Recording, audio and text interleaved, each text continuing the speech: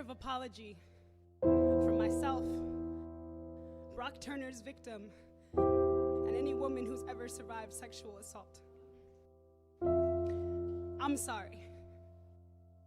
No, truly I am. I'm sorry for so many things, to so many people, through so many times, but most of all, I'm sorry I believe these lies. I guess it should come as no surprise that the right to my body is a social disguise based on the notion that a man has a right to anything in his eyes, from my thighs to my hair, and no, not my dreads, but the ones down there, as long as my skirt was short enough to invite him to stare. So, I'm sorry. I apologize for this disguise that I put on, but I'm so glad you knew it was meant to turn you on, because the clothes that I wear have no significance to me as a human being. Rather, they're meant for you to define me by what you're seeing. Believing my hemline determines my inner being, I invite you to look down upon me while I suffocate beneath this glass ceiling. So, forgive me. Forgive me, please, for not getting the memo that if I drink a little bit too much, I go from being a woman to a hoe. For forgetting that if I sip drinks, and liquor shouldn't be the only thing I expect down my throat, because if I'm not really asking for it, then he really won't.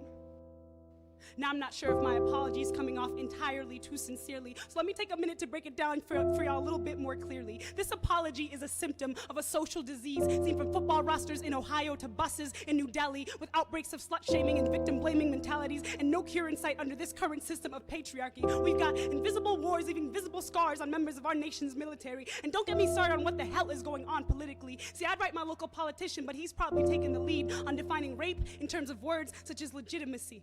In fact, the following is a list of exact quotations taken from politicians in the United States of America. Rape victims should make the most of a bad situation. Rick Santorum, former presidential hopeful. Some girls rape easy. Roger Rivard, former Wisconsin congressman. Rape is like bad weather. If it's inevitable, you should relax and enjoy it. Clayton Williams, former contender for Texas governor.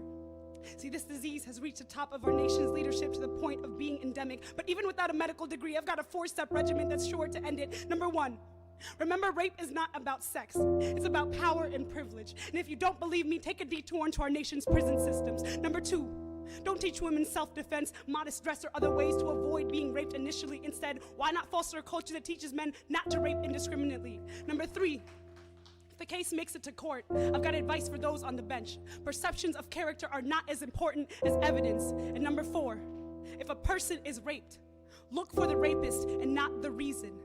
That one shouldn't have to rhyme.